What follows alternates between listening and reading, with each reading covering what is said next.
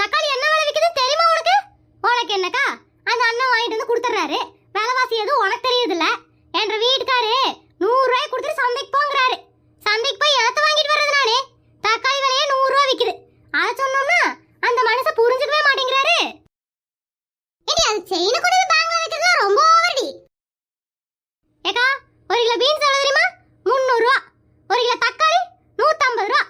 1 kilo வெங்காயம் 70 ரூபாய். இந்த விலைவாசி வித்துச்சுனா 2000 ரூபாய்க்கு இல்லக்கா, 10,000 ரூபாய்க்கு நானே கொண்டு போய் அடமானம் வைக்கணுமாக்கும். சரி சரி, எதையும் கொண்டு போய் அடமானமெல்லாம் வைக்காத. தக்காளி நான் கொடுத்து அனுப்புறேன். இன்னைக்கு போட்டு குழம்பு பண்ணு. நாளைக்கு என்ன பண்ணலானே அப்புறம் யோசிக்கலாம். ஆப்பாடா, இதுக்கு தான் மூச்சு பிடிக்க பேசினேன்.